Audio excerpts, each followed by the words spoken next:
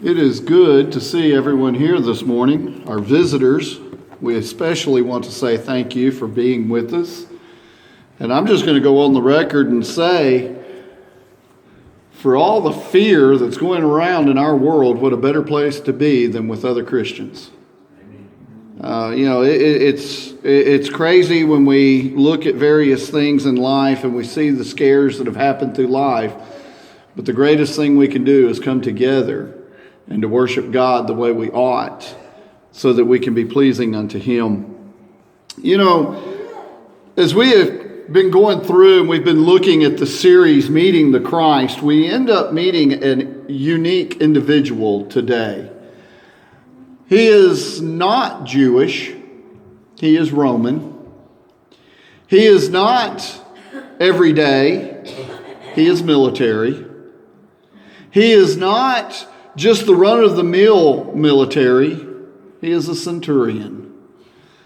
A Roman centurion that meets the Christ. What an amazing thought in who we have. Christ reaches out and touches the lives of a variety of people.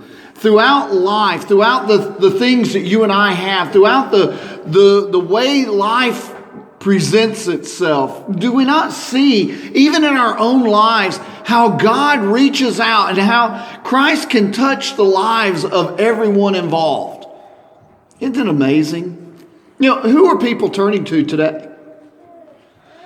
I find it fascinating. I was thinking about this and talking about this Friday and Saturday at work and at various other places.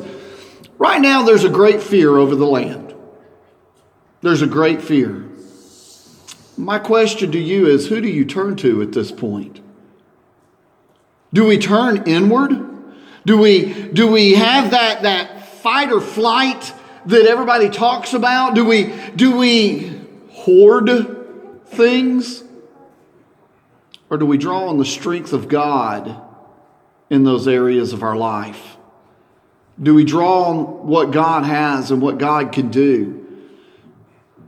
Let's look at this centurion. Let's see this centurion for who he was. I'm going to start reading actually in verse 45 of Matthew 27.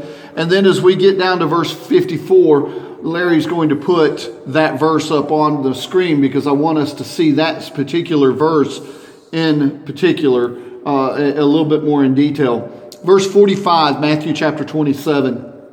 Now from the 6th hour until the 9th hour, there was darkness over all the land. And about the 9th hour, Jesus cried out with a loud voice, saying, Eloi, Eloi, lama sabachthani. That is, my God, why have you forsaken me? Some of those who stood there, when they heard that, said, This man is calling for Elijah.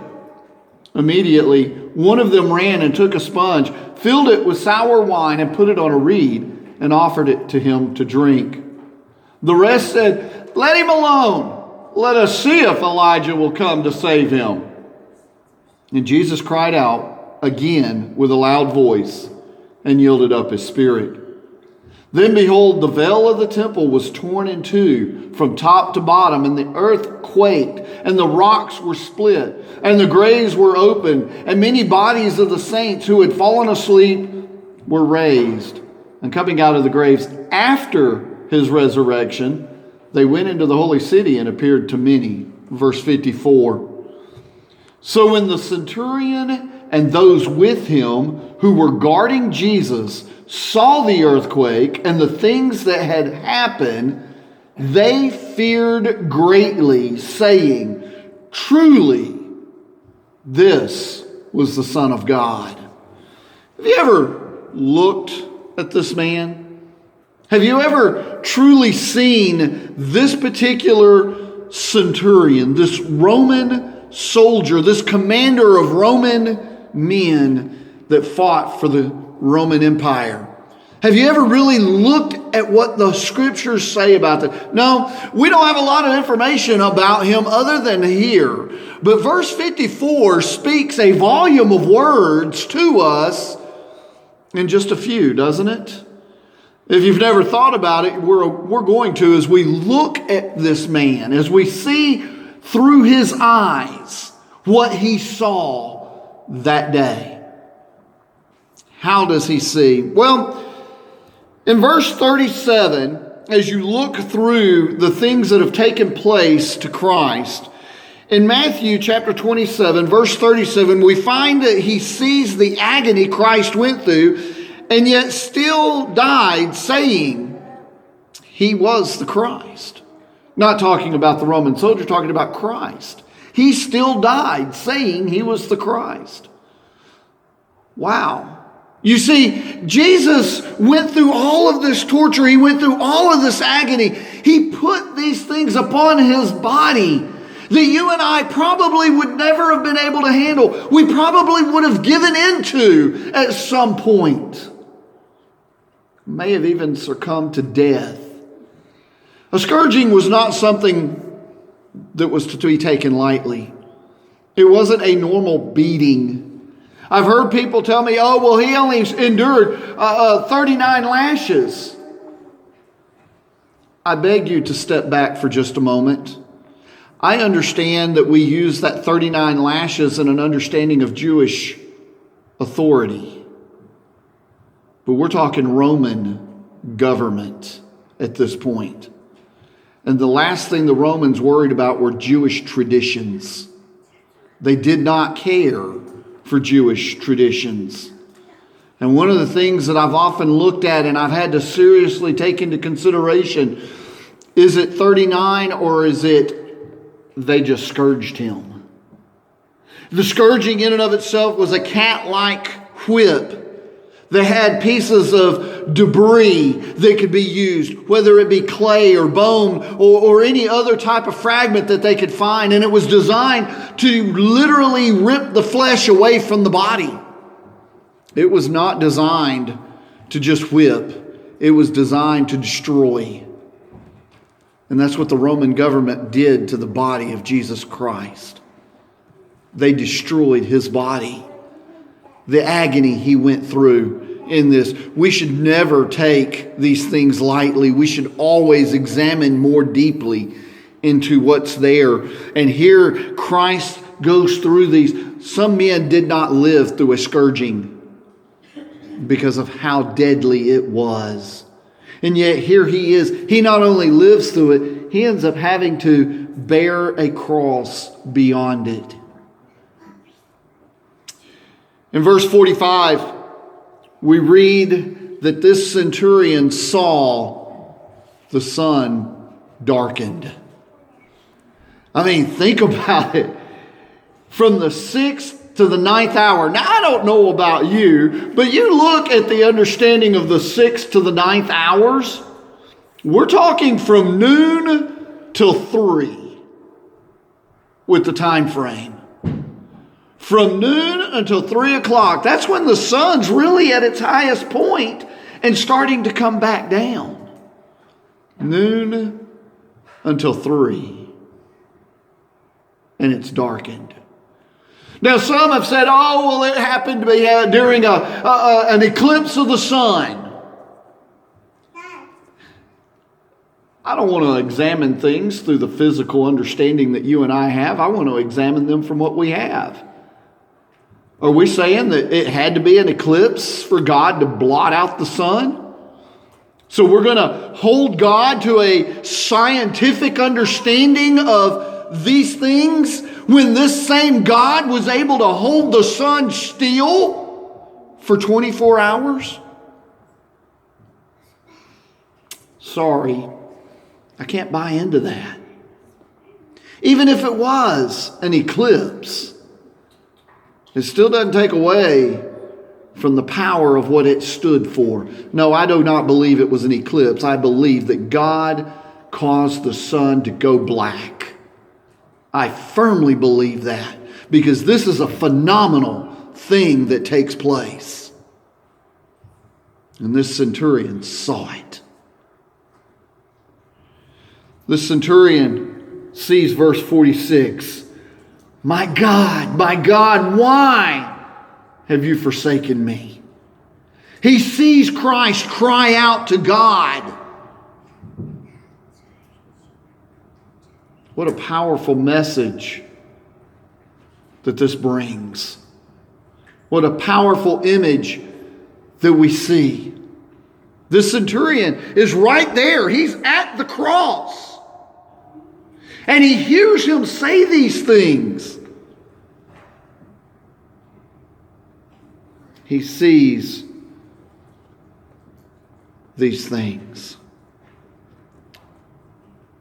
He sees the body go limp. In verse 50, as Jesus dies. He sees it. This isn't something that he's standing there and he's just, oh, okay, whatever. He sees these things.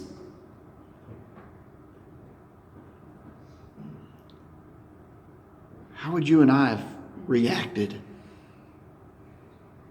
Seeing the sun darkened. Seeing this tortured body hanging on that cross. Seeing him cry out to God. Seeing him go limp because he has given up the spirit. How would we have reacted? How would we have been? It isn't just these things. At the time Jesus dies, there is an earthquake according to verse 54. You know, it's so amazing because we hear about earthquakes all the time, the devastation they cause, the things that take place because of them, the death rate that rises because of these earthquakes. And here's an earthquake that takes place. We don't know how strong it was. We don't know what all happened. We do know that it was felt. Can you imagine the earth shaking as Jesus dies? Wow. I think about that. It causes chills on the back of my neck and to go down my spine, because here I am. I'm thinking about this centurion as he's seeing this body up on the cross, and he feels that earth shake at the moment that Jesus died. Talking about an exclamation point.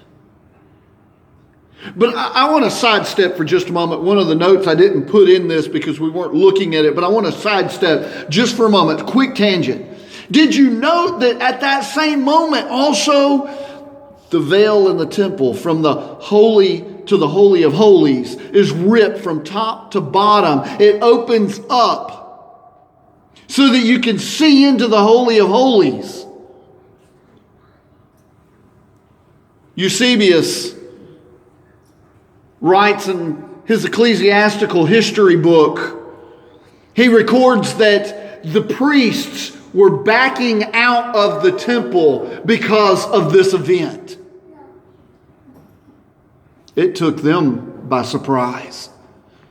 It shook them as well. Back into the lesson with the centurion. Here's the centurion. Not only has he seen the sun darken, not only has he seen this man that was on the cross in his rugged body. By the way, just so you might think about it, we're going to touch here in just a moment, verse 54, something you may have never thought about. Just keep that in mind, because when I bring it out, it's going to be one of those that go, never thought about that in very possible terms. But he has seen this body that's rugged, that's beaten, that's been scarred, that's been scourged, it's hanging there. He heard the cry. He saw it go limp. He felt the earth shake.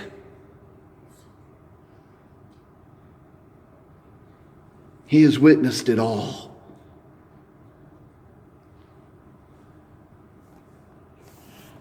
I believe the next two that I have are on a different slide. Can you go back to verse 54 for me, please? If you can't, that's fine. You can't? Okay, that's fine. Oh, well, there you go. You can. Larry's great. I love everything he does to make this work. Notice again what it says. So when the centurion and those with him, this is the guards that are with him, who were guarding Jesus. These men were not just there guarding the cross. These men have probably been with him the whole day as they are his personal guards to make sure nothing happened to him. Because if something would have happened to Jesus, these guards would have been in his place. They would have gone through this. So these men are making sure nobody comes anywhere close to him. They're making sure that no one is right there at that edge of that cross. They're making sure that the Jews are at a distance because they are not going to take his place. That's including this centurion. And this centurion probably witnessed everything that he has gone through. Who were guarding Jesus saw the earthquake and the things that had happened. They feared greatly, saying, truly this was the Son of God. Thank you, Larry. We're going to go to the next point now. They may have seen him scourged, beaten, and mocked. Most likely they have. Because they've been guarding Jesus. They've been with him probably the whole time. Some of them may have even taken place and taken part in the agony that was put on the body of Jesus. Why am I saying they all of a sudden instead of just the centurion? Because of what we read in verse 54. After all they have witnessed what he's gone through. They're guarding him. They're there. They're not leaving. They're not done. They're there. And they've been guarding him the whole time. The result of seeing all these things, their statement. Truly, this was the Son of God. They didn't say this just out of, oh, well, truly, this was the Son of God. They're not, I've heard people preach and say, oh, these men were mocking. They miss a word if that's the case. Do you see the word fear? These men are scared. It's the second time that we're going to run into, actually it's the first time that we run into this understanding with Roman soldiers. You know what the second time is that we're going to see it? At his resurrection when it says they became like dead men. They were scared. These men were afraid. They have witnessed everything. They saw the scourging. They saw the beatings. They saw everything that took part. They've witnessed the sun darken. They've witnessed the crying out. They've witnessed the earthquake. They've witnessed every bit of it. And they were afraid. And they cried out. We always hear the centurion cried out. That's because in other locations it says the centurion. Matthew records they cried out. Truly, this was the Son of God. How sad that it took a day, the last day of the life of Christ, for a centurion to meet the Christ. But isn't that the way it happens in the life of men? Men want to, they want to hold on to what they have up until that last moment. And, oh, well, I'll become a Christian at the last moment. You know the sad part about meeting the Christ at the last moment? You may not get the chance to do what Christ asked. It may not happen.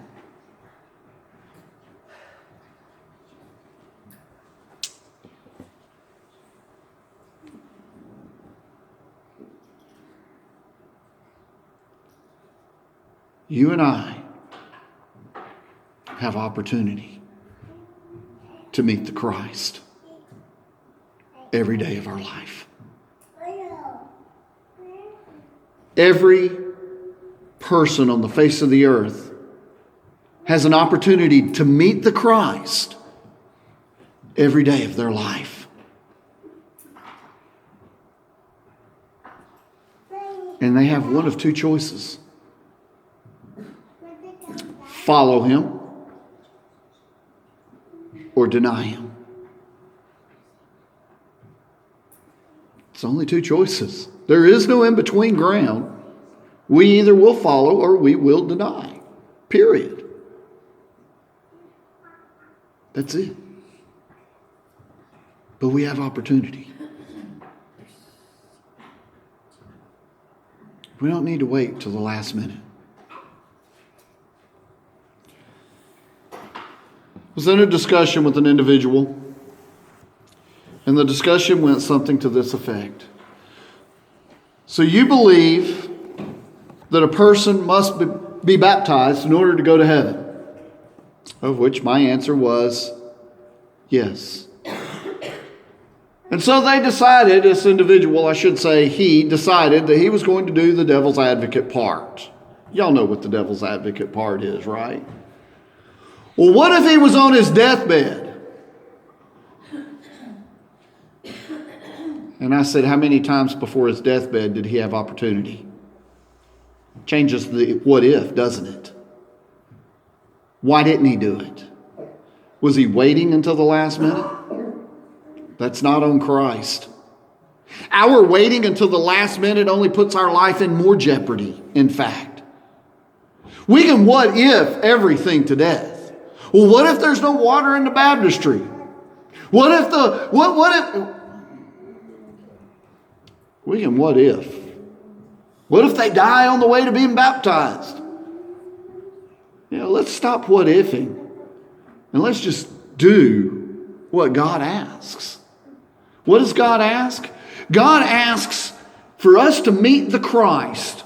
God asks that we believe that his Son is exactly who his Son said he was, the Christ. God asks that we are willing to change our life from a life of sin to a life of righteousness, otherwise known as repentance. God asks that we confess his Son's name before men. And God asks that we are immersed, baptized for the remission of our sins, calling on his Son's name. That's what he asks. And it's a lot easier to just obey that than it is to make up all these what-if statements.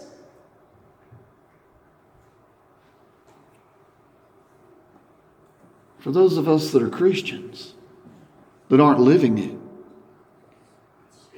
God asks for you to repent. He asks for you to confess those sins, and he asks that you pray for forgiveness.